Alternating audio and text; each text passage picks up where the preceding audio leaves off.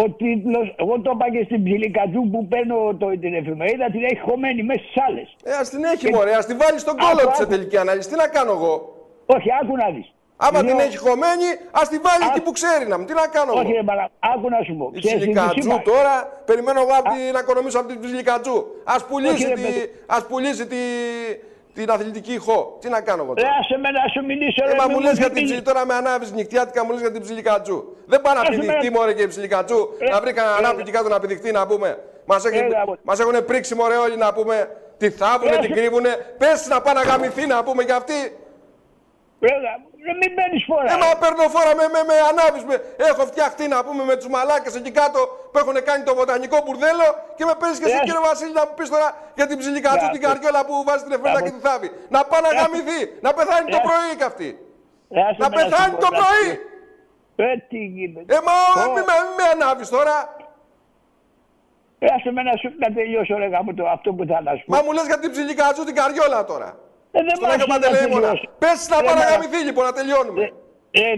Ξέρεις, να σου πω κύριε Βασίλη γιατί τρελαίνομαι. Γιατί αυτή η εφημερίδα έχει φάει μεγάλο σαμποτάζ. Το ξέρω ρε μάνα μου. Δεν πίστευα ότι θα άνοιγα εφημερίδα και θα μου κάνανε τόσο μεγάλο σαμποτάζ. Να πάνε να γαμηθούν λοιπόν όλοι τους. Εγώ θα συνεχίσω να τη βγάζω και θα την πουλάω και μόνος μου. Μπορώ να πω τίποτα. Όχι, δεν μπορείς να πεις τώρα σε αυτό το θέμα γιατί με φτιάχνεις, με ανάβεις. Και σου μιλάω με όλο το θάρρος.